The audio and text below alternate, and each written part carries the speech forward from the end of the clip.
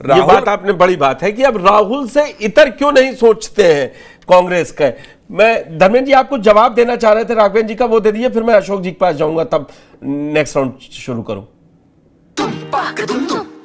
अरे श्रीमती जी कुछ तो सस्ता लो, बचत करो। नहीं श्रीमान जी, सब बढ़िया लो, रहने दीजिए। इसमें क्या खास बात है? थोड़े में ज्यादा स्वाद, यही तो है इसकी खास बात। वाओ मामा, क्या स्वाद है। अरे मेरे राजा,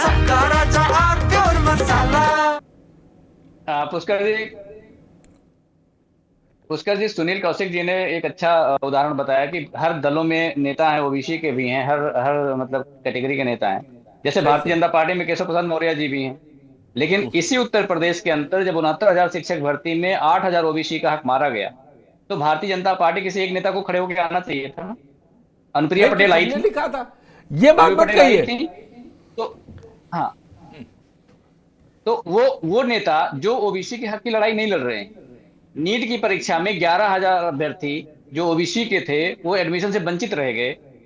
किस वजह से? भारतीय जनता पार्टी की वजह से। अगर वो 11,000 परिवारों में डॉक्टर बन जाते, एमबीबीएस बन जाते ओबीसी के लोग, 8,000 परिवारों में टीचर बन जाते ओबीसी के लोग, तो 20,000 परिवारों का अपलिफ्टमेंट हो जाता। और इससे क्या, देश की इकोनॉमी नहीं बढ़ती, प्रदेश आगे नहीं जाता, देश विश्वगुरु नहीं बनता। अब डंका पति की तरह हम खाली डंका बजाते रहें और अपने नौजवान विदेशों में जाकर के बेड़ियों और हथकड़ियों में जकड़ कर वापस आते रहे और महिला उद्यमी के कपड़े उतरवा दिया जाए, ये मित्रता और ये डंका पति तो मुझे लगता है बेकार ही है किसी के लिए भी। तो आज देश की जो जरूरत है, सबसे बड़ा नुकसान मैं कह रहा हूं कि अगर ओबीसी इस देश में 50, उन्होंने आपकी बात से बीजेपी पे वार छोटा सा सवाल आ रहा है, वो हो सकता है धर्मेंद्र जी बड़ा अच्छा जवाब दे पाएंगे कि नगर पंचायत, जिला पंचायत और ग्राम प्रधान के चुनाव हो रहे थे, वो सुप्रीम कोर्ट के हिसाब से नहीं हो रहे थे और ओबीसी का हक मारा जा रहा था।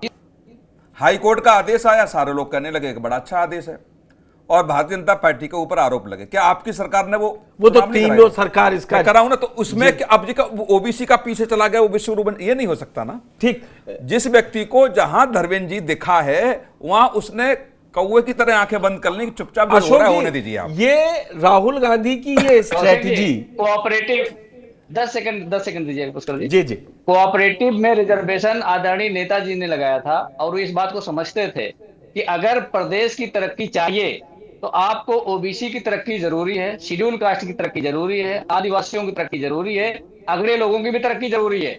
जब तक सबकी तरक्की शामिल नहीं होगी, जैसे एक कार है, कार के 4 पहिए हैं, चारों पहिए में से एक पहिया पंचर करके आप कार नहीं दौड़ा सकते हैं।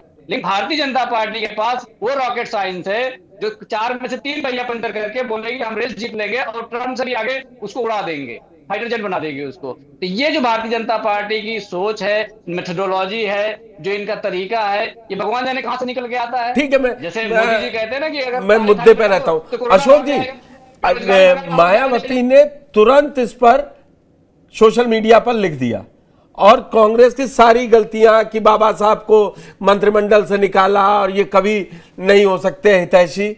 मायावती उस वक्त कांग्रेस को जरूर क्रिटिसाइज करती हैं जब उनको लगता है कि वो दलित या ओबीसी वोट बैंक पर अपना हक जमाएंगे, और इस समय सबसे कमजोर ग्राउंड पर मायावती उत्तर प्रदेश में दिखाई देती, क्योंकि चुनाव दर चुनाव मायावती का ग्राफ नीचे आता जा रहा है।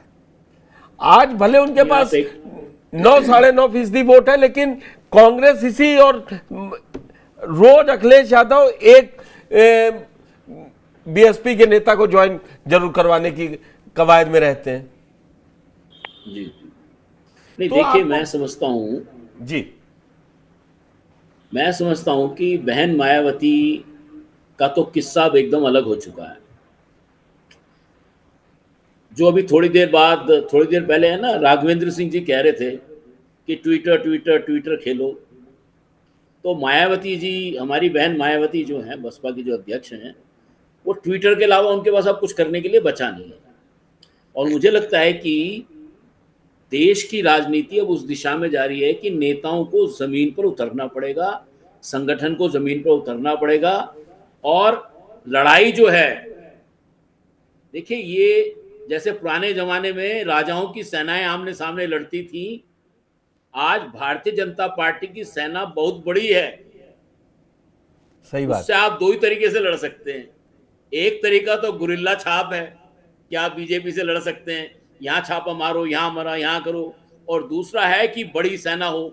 मुझे लगता है कि विपक्ष जो है, बहन मायावती को समझना है कि अगर उनको इतिहास नहीं हो जाना है तो उनको खुलकर किसी ना किसी सेना के साथ खड़ा होना पड़ेगा। ये मायावती जी को तय करना है कि वो संविधान वाली ताकतों के साथ जाएंगी या संविधान के खिलाफ धर्मशास्त्र बनाने वाली सेनाओं के साथ जाएंगी। ये मायावती को तय करना है। मुझे लगता है बहन मायावती के पास ऊर्जा बची नहीं है। दलित समाज उनसे विच्छिन्न हो रहा है, और मुझे लगता है कि अगले चुनाव में उनकी प्रासंगिक, अगर उन्होंने अपना रणनीति, कौशल, सांगठनिक प्रायोरिटीज नहीं बदली तो अगला चुनाव उनके लिए काफी मुश्किल है।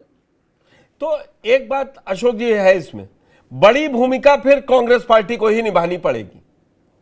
उसको छोटी छोटी जगह लोगों को स्पेस देना पड़ेगा। अपने संगठन को मजबूत करने से ज्यादा सहयोगियों को ज्यादा देना पड़ेगा। इस मामले में मैं अखिलेश यादव की तारीफ करूंगा कि जब उनको समझौता जाए मायावती से किया हो, कांग्रेस से किया हो, बड़ा दिल दिखाकर अखिलेश यादव जरूर समझौता करते हैं पार्टी के साथ।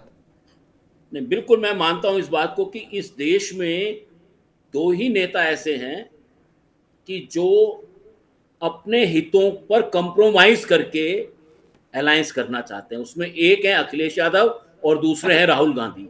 वो अपनी सीटें छोड़कर भी अलायंस बना रहे हैं, और मुझे लगता है कि ये देश की राजनीति के लिए एक स्वस्थ परंपरा है। वैसे बीजेपी भी करती है, ऐसा नहीं कि बीजेपी नहीं करती। नहीं, ठीक, वो देखिए जो ताकतवर होता है ना, उसके बाद खुद ही छोटे दल शरणागत हो जाते हैं। मैं इसीलिए वो कह रहा था ना, गैर भाजपावाद, गैर कांग्रेसवाद, क्योंकि जब एक पार्टी बड़ी, इस समय बीजेपी बहुत बड़ी पार्टी है, मैं आपकी इस बात से बिल्कुल सहमत हूं, उसकी सेना बड़ी है, वो 24/7 मेहनत करते हैं, लेकिन जो और पार्टियां हैं अब उनको एकजुट होकर या तो काम करना पड़े, आपकी बात सही है, या फिर गोरिल्ला वार कर ले, यहां आ रहा है वहां। सेना तो औरंगजेब की भी बहुत बड़ी थी, लेकिन कैसे कैसे शिकस्त खाए। चलिए छोड़िए ना, फिर वो औरंगजेब पे तो अभी राघवेंद्र हरा लेंगे सबको। विवेक जी, अगर देश की दूसरी सबसे बड़ी पार्टी हैं आप, तो फिर वो लेटर और स्पिरिट में दिखे कि आप गठबंधन में साथ चाहते हैं। ममता बनर्जी हर जगह आपको साथ दे रही, वक्फ बिल पे बड़ी मजबूती से दिखाई दिया इंडिया गठबंधन में कहूंगा, लेकिन कांग्रेस चिट्ठी लिख रही थी तो टीचर घोटाले में यही कह रही थी कि घोटाले से इन मासूमों का कुछ नहीं लेना देना है। मतलब मान रहे हैं ना कि पश्चिम बंगाल में मायावती घोटालेबाज है। मैं पढ़ रहा था चिट्ठी, बड़ा लेख लिखा गया, तो उसमें यही समझ में आया मुझे कि ममता बनर्जी घोटालेबाज है, बस इन टीचरों के लिए कुछ आप मदद कर दीजिए। ईमानदारी का असेसमेंट है, हो सकता है मेरा गलत हो तो आप मुझे करेक्ट कर सकते हैं, लेकिन बड़ी जिम्मेदारी आप ही पे है। जो आप सीना ठोक के कहते हैं ना कि पैन इंडिया तो हम ही है, धर्मेंद्र जी की छोटी पार्टी है, तेजस्वी की क्षेत्रीय पार्टी है, ममता बनर्जी की क्षेत्रीय है, तो इनको जब तक साथ नहीं लेंगे ना तब तक बात बनेगी नहीं। पुष्कर जी, पीछे के अगर आप देखें 2024 में लोकसभा के चुनाव में कांग्रेस ने वही भूमिका निभाई। स्टेट्स की बात का एक अलग इशू था, लेकिन जहां पे राष्ट्रीय हित की बात थी, जहां राष्ट्रीय चुनाव थे, जहां देश की जनता चाहती थी कि भाजपा की कुशासन की जो कुनीतियां हैं उनसे जनता की निजात मिले, तो उसके लिए इंडिया गठबंधन ने, कांग्रेस ने बड़े भाई की भूमिका बखूबी निभाई और सबको स्पेस दिया। आगे भी समझना चाह रहा हूं ना, आपने थोड़ा सा अशोक भारती जी ने बड़ा दिल दिखाया, लेकिन कि राहुल गांधी को ये कहा, लेकिन मुझे ये नहीं समझ में आया राहुल गांधी हरियाणा चुनाव खत्म होने के बाद क्यों कहते हैं, दिल्ली चुनाव खत्म होने के बाद क्यों उनके कैंप के नेता कहते हैं कि हम तो चाहते थे आम आदमी पार्टी से समझौता हो जाए हरियाणा में, कुछ लोग नहीं कर पाए। अरे जब राहुल गांधी इतने बेबस है कांग्रेस के अंदर, तो फिर कांग्रेस को खड़ा कौन करेगा? ये उनको क्यों कहना पड़ता है? नहीं पुष्कर जी, आपको आप जिस एंगल से कह रहे हैं आपको लग सकता है। और एक जरा मैं माफी के साथ कहूंगा, ममता बनर्जी के खिलाफ को घोटालेबाज कहा था, मायावती नहीं, कि वहां की सरकार ने घोटाला किया है। मेरे मुंह से मायावती निकल गया था, ममता बनर्जी बोलना चाह रहा। जी देखिए जो आप ये कह रहे हैं उसमें ऐसा कुछ नहीं है। देखिए कांग्रेस, ये जो आप स्टेट्स की बात बार बार कर, जो कांग्रेस के और नेता हैं, ये कांग्रेस में दर्शाता है कांग्रेस में आंतरिक लोकतंत्र है। यहाँ पे भाजपा के तरीके से, अन्य दलों के तरीके से कि उन्होंने जो कह दिया वो हमारे यहाँ पे अगर किसी ने कहा है तो, लेकिन राहुल जी उन सारी चीजों को समझते हुए, सबके बीच से रास्ता बनाते हुए वो बात कर रहे हैं। आज भी देखिए आप जो कह रहे हैं ये सिर्फ मीडिया की थोड़ी बनाई हुई बात है, सपा को तनाव या किसी को, ये कुछ नहीं ऐसा है। आज देखिए सपा राजनीति कर रहे हैं, आरजेडी कर रहा है, ये आपके हिसाब से विवेक जी राजनीति कर रहे हैं। और अगर हम और आप कम से कम 27 तक बात कर लेंगे। अरे श्रीमती जी कुछ तो सस्ता लो, बचत करो। नहीं श्रीमान जी, सब बढ़िया लो, रहने दीजिए। इसमें क्या खास बात है? थोड़े में ज्यादा स्वाद, यही तो है इसकी खास बात। वाह मामा, क्या स्वाद है। अरे मेरे राजा।